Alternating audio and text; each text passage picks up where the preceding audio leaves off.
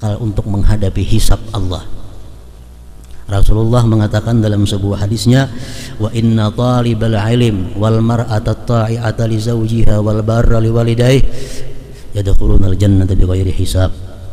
Ujar Nabi kita, orang yang dia masuk surga bighairi hisab, Allah jamin dia lulus di siratal mustaqim.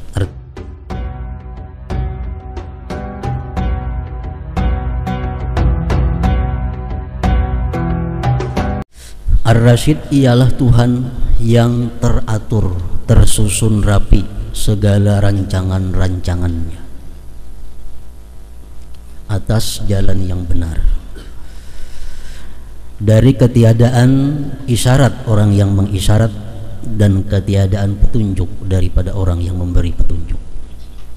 Artinya Allah Subhanahu wa ta'ala yang namanya Ar-Rasyid sangat teratur, tersusun rapi segala aturan-aturannya, segala ciptaan-ciptaannya, tanpa ada saran atau pendapat atau petunjuk dari siapa juga pun.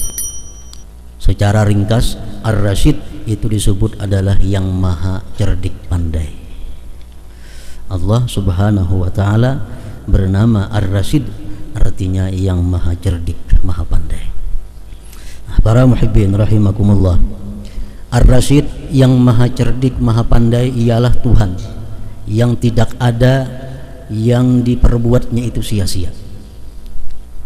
Tidak ada aturan yang dilarang ataupun yang diperintahkannya tidak mengandung arti atau makna. Semua yang diciptakannya itu mengandung rahasia, hikmah. Dan segala hukum aturan baik perintah dan larangannya itu pun semuanya mengandung hikmah kebaikan kepada mereka yang mau taat dan patuh kepadanya. Para muhibbin rahimakumullah, setiap kali Allah yang maha cerdik maha pandai ini menghukumkan sesuatu, pasti di dalamnya ada kebaikan kepada kita. Contohnya Allah Subhanahu wa ta'ala melarang zina. Kenapa sebab Allah melarang perzinahan? Satu, untuk membedakan antara manusia dan binatang. Yang kedua, perzinahan itu membuat rusaknya keturunan. Seekung anak banyak berisi bapak, rusak keturunan. Anak siapa, bin siapa. Apabila keturunan ini rusak, satu keluarga akan rusak. Keluarga rusak, maka akhirnya masyarakat pun jadi rusak. Dan masyarakat rusak, akhirnya bangsa pun menjadi rusak. Nah, jadi di situ satu hikmah di antara sekian banyak rahasia yang tersembunyi di dalam hukum. Allah mengharamkan perzinahan. Itulah hukum dari Zat yang Ar-Rasyid, yang maha cerdik pandai. Nah, demikian pula ciptaan perbuatan Allah. Ciptaan perbuatan Allah menunjukkan betapa cerdik dan pandainya Allah Subhanahu wa ta'ala. Dalam surat Al-Muluk Allah berfirman, alladzi khalaqa sab'a samawatin tibaqa ma tara fi khalqir rahmani min tafawut farji'il basara hal tara min futur.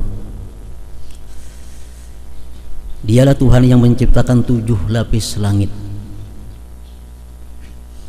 Ada yang terbuat dari marmer menurut ulama tafsir dalam tafsir Sawi Al-Jalalain. Ada yang terbuat langit itu daripada besi, langit di atas lagi terbuat daripada tembaga, daripada pirak, daripada emas, daripada yakut merah, daripada zamrud yang hijau. Berlapis-lapis langit dicipta oleh Allah. Tidak ada engkau lihat pada ciptaan Tuhan, baik langit atau yang lainnya, min tafaut, sesuatu yang tidak sesuai.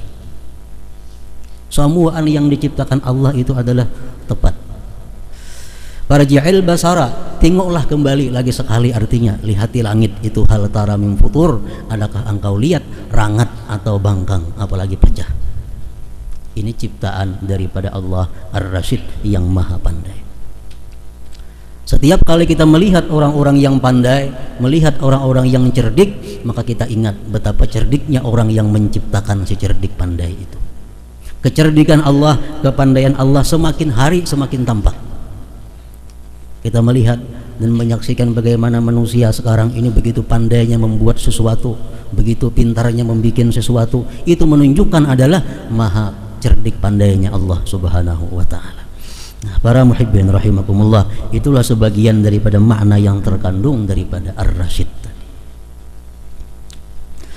Kemudian al-mu'minur rasyid, seorang beriman yang cerdik pandai.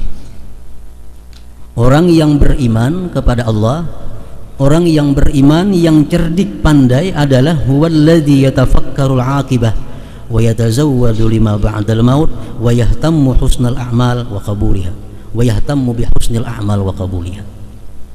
Manusia beriman yang dikatakan pintar oleh agama, manusia beriman yang dikatakan pintar oleh Allah dan Rasulnya, ialah orang yang pertama yatafakkarul aqibah, dia selalu memikirkan akibat. Setiap kali dia memperbuat sesuatu atau meninggalkan sesuatu, yang jadi pikirannya adalah akibatnya apa. Orang yang kada memikirkan akibat itu orang yang kada dianggap cerdik pandai oleh agama. Kenapa kita hakun ke dokter, menghadangi dokter, masuk ke ruangan dokter, kita disuntiknya, bisa dibalahnya, bayar lagi pulang kita, bayar, larang bayarnya, tapi kita berterima kasih lawan si dokter itu. Kenapa kita mau melakukan demikian? Karena kita memandang akibat. Karena kita memandang akibat, karena kita meyakini akibat dari ini kita sembuh dari penyakit. Nah, itu orang-orang pintar ngarannya. Orang yang karena penyakit gula, disuruhi gula kada mau makan gula, padahal nyaman, padahal manis. Disuruhi nasi kada mau makan nasi karena dalam nasi ada zat gulanya, padahal nasi menganyangi. Kada mau makan nasi. Kenapa orang penyakit gula ini kada mau makan nasi? Karena dia memandang akibat.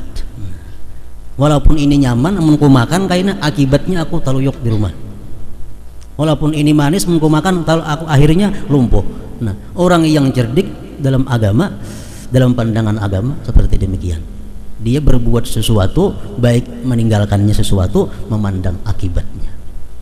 Nah, demikian pula para muhibbin hal yang bersangkut paut dengan akhirat.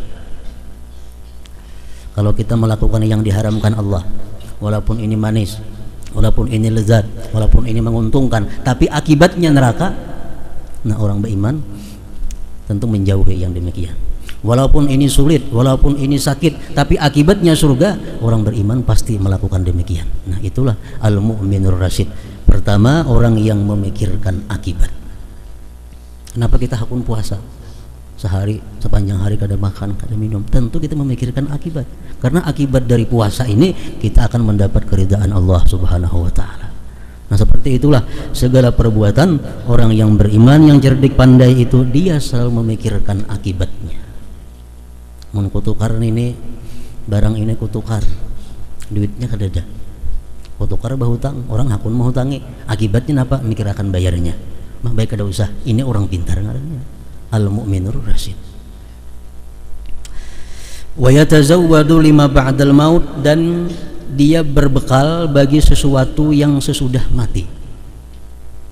Sabda Rasulullah, al-qayyis man dana nafsahu wa amila lima ba'dal maut.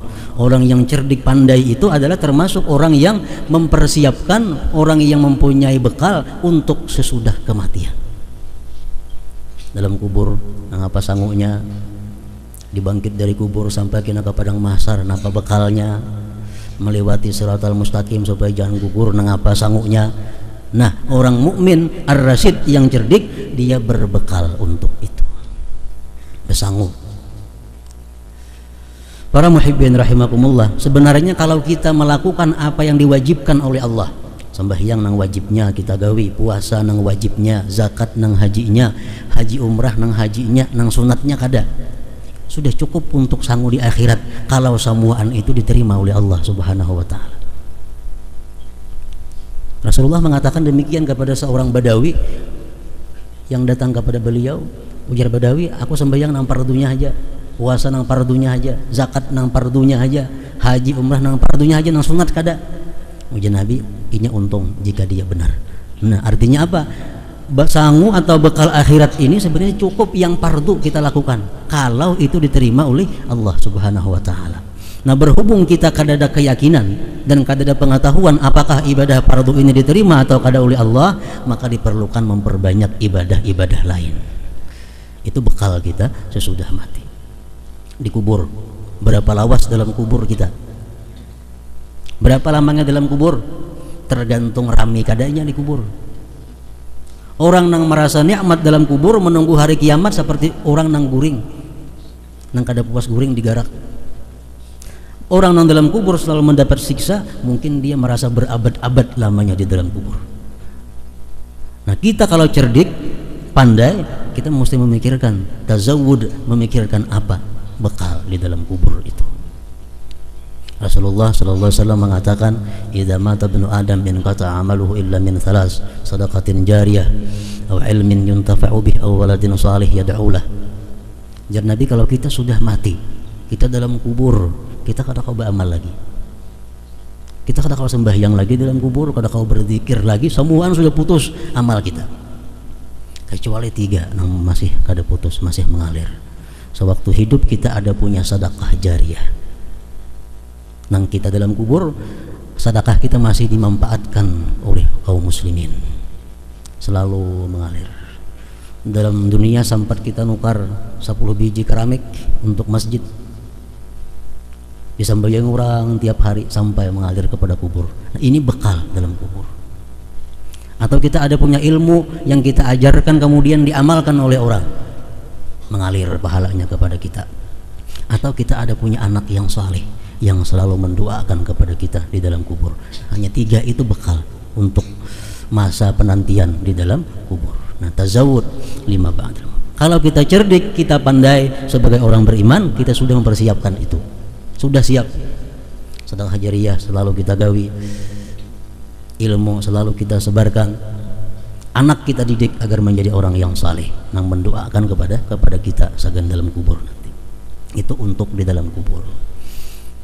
Dalam kubur dibangkit kita menuju tempat yang disebut mahsyar. Rasulullah mengatakan, orang yang dibangkit dari kubur itu dalam keadaan lapar, dalam keadaan haus, dalam keadaan telanjang. Lalu kata beliau, man at'ama lillah at'amahum, wa man saqa lillah saqahum, wa man kasa lillah kasahum. Artinya orang yang di dalam dunia suka memberi makan kepada manusia, maka dia di padang mahsyar akan Allah beri makan. Orang yang dalam dunia suka memberi minum kepada manusia karena Allah, di padang mahsyar nanti Allah akan memberi dia minuman. Orang yang dalam dunia suka memberikan pakaian kepada orang lain, di padang mahsyar nanti akan Allah beri pakaian kepada mereka. Nah, ini bekal di akhirat. Suka memberi makan.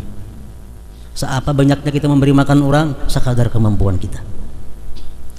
Sekadar kemampuan kita. Sehari seekung kita memberi makan orang karena kemampuan kita seitu. Kita niatkan karena Allah, ini bekal supaya jangan lapar di padang mahsyar itu. Nah, para muhibbin rahimakumullah, apalagi persiapan bekal kita. Kalau kita cerdik, kita termasuk orang beriman yang pandai, kita bekal untuk menghadapi hisab Allah. Rasulullah mengatakan dalam sebuah hadisnya, wa inna talibal ilm wal mar'ata ta'i'ata li zawjiha wal barra li walidayhi yadkhulunal jannata bighairi hisab. Ujar Nabi kita, orang yang menuntut ilmu, perempuan yang taat bakti kepada suaminya, seseorang yang bakti kepada kedua orang tuanya, dia masuk surga bighairi hisab. Dan ini bisa terhimpun ketiga-tiganya dalam seorang perempuan. Laki-laki paling-paling kawa 2. Kalau bini-bini, inya menuntut ilmu tiap hari, inya bakti lawan lakinya, inya bakti lawan kuitannya. Nah, sudah bisa ketiga-tiganya. Itu persiapan dalam menghadapi hisab. Jadi kita menuntut ilmu sanggup manfaatnya baik dalam dunia supaya jangan bodoh, supaya jangan bubungulan. Di akhirat kayaknya menuntut ilmu agama, faedahnya apa? Selamat daripada dihisab Allah Subhanahu wa taala. Tinggal lagi persiapan kita menghadapi siratal mustaqim. Rasulullah mengatakan, orang yang adalah masjid itu rumahnya, Allah jamin dia lulus di siratal mustaqim. Artinya apa? Orang yang selalu sembahyang berjamaah, Allah jamin jawaz liwat pada siratal mustaqim itu. Nah, kita sembahyang berjamaah sebenarnya bekal kita untuk Shiratal Mustaqim. Nah, orang yang cerdik pandai dia sudah berbekal untuk menghadapi sesudah kematian.